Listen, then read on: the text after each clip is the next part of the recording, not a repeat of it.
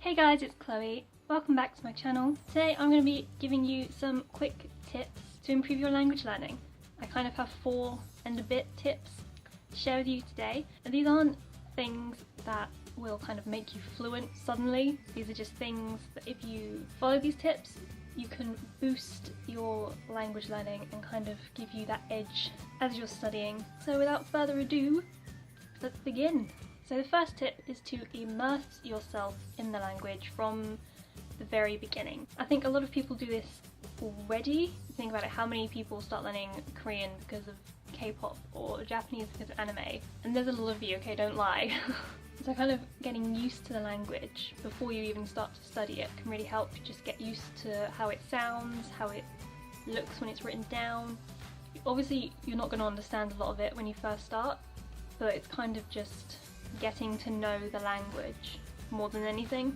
So you can read things. A good way to do this is to follow people on social media like Twitter and Instagram that speak the language. Like you follow Korean celebrities, for example, K-pop stars, and when they post, they will obviously post in Korean most likely. So just kind of getting used to seeing how it looks, and obviously as you progress you'll be able to pick up bits here and there. So instead of waiting to try and read or listen or write in the language, just do it from the beginning. Another good way is just listening to music as well. It kind of just, you get used to the sounds of it, so that then when you come to listening to real conversations or even trying to speak it yourself, you're more familiar with the sounds and how it should sound.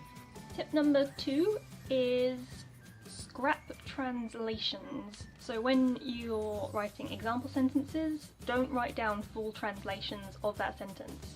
Obviously maybe if there's a key word in there that you haven't learnt yet, you might want to highlight that and write a little note on the side what that word means, but don't just write out full sentences or paragraphs or something like that and write direct translations, because that's not going to help you. You're going to become too dependent on translations, and you need to start thinking in that language. And it will be a lot easier in the long run to think and understand in that language if you don't depend on translations, because there's a difference between thinking and like understanding in that language and translating between languages. Even with vocabulary, if you've got vocab lists, maybe you could try drawing a picture or something instead of just writing the word, because that kind of puts it into context more. Or if you do write write translations for the words, if you write an example sentence with the word highlighted, then you can see it in context of the sentence, but then don't write the translation for the sentence, because then you'll just get used to reading the translations. It's a similar kind of concept with when if you learn a new writing system. So for example with Korean, I see it a lot, they'll write the romanizations of the Korean, but that will not help you at all. You will become too dependent and you won't be able to read and write and pronounce Hangul properly. Kind of a part 2 to point number 2 is to use example sentences rather than explanations. So if you're learning a new grammar point, maybe you could write a brief little rough translation of what the equivalent is in English or your native language. Then instead of writing like 3 or 4 lines about the usage and things like that, if you just write 3 or 4 example sentences instead, so you can see how it's used, and it will help you kind of fill in the gaps when you're using the language. So it kind of makes it more like a puzzle instead of trying to remember the different usages off by heart in order to use the language, if that makes sense. So say you're learning a new grammar point and you write 3 or 4 detailed sentences about how it's used and the form the verb's meant to be in and exceptions to the rule and all that stuff. That's all well and good, but you probably won't remember all of that information in the first go. Whereas if you write roughly what the equivalent is in your native language or whatever, and then just use the examples, seeing it in that context will help you kind of figure it out yourself, which will help you to remember it. So it's kind of like filling the gaps and putting the puzzle pieces together rather than just trying to remember like a block of text what it's used for. Obviously there will be cases where it's not that simple, you'll need to write more detailed notes, but it's kind of getting that example sentences to see it in context. It's that context that's really important.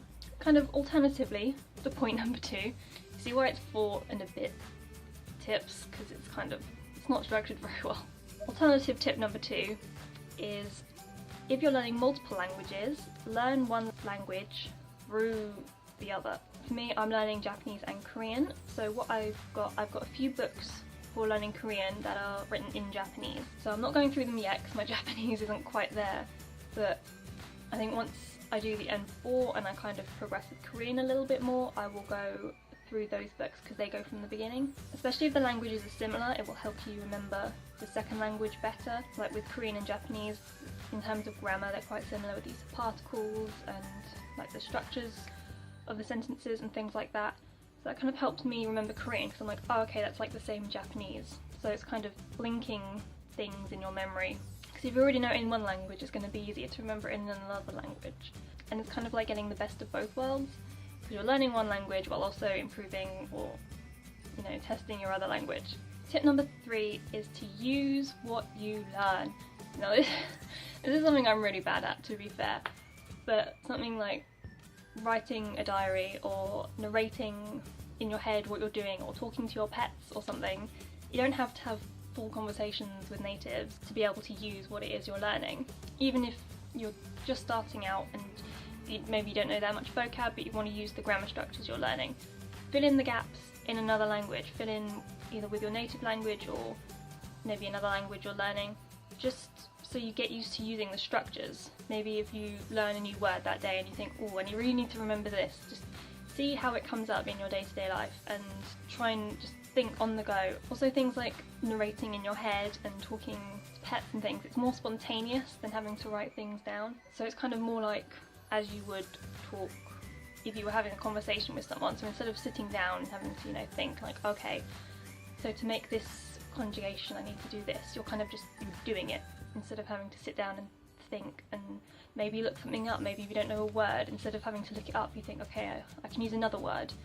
Even if you've just done one lesson of Japanese, for example, and you've learnt the des, you know, it is, even if you don't know any words, it's just using that structure. So something wa, something des, just getting used to using the structures. And then finally, tip number 4, kind of, probably more like tip number 6, but anyway, tip number 4 is do a little bit every day, even just 10 minutes reviewing flashcards. It's just keeping that momentum going, because if you do, say, a really intense week and then a week of doing nothing, chances are you're probably going to forget everything you did in that intense week. So it's just kind of keeping it refreshed in your mind, keeping it going. It's just that idea of little and often, even if you do 10 minutes here and 10 minutes there, is better than, you know, not doing anything because you can't sit down for 3 hours to study. Things like memorize are really good for this because you can set yourself goals. I think it's like 5 minutes, 10 minutes, 15 minutes.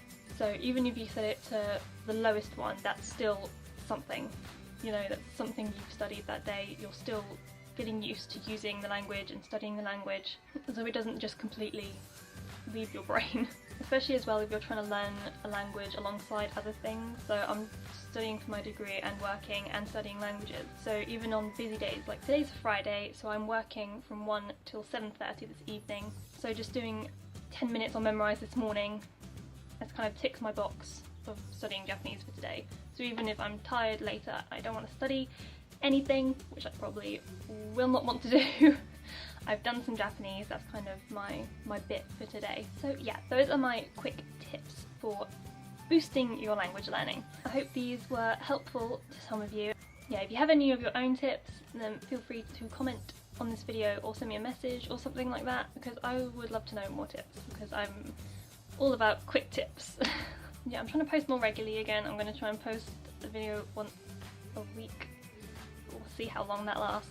I'm doing polls on Instagram, so if you want to vote on which video you would like to see next, make sure you're following me on Instagram because I post polls on my story. So yeah, I hope this video was helpful and I'll see you next time.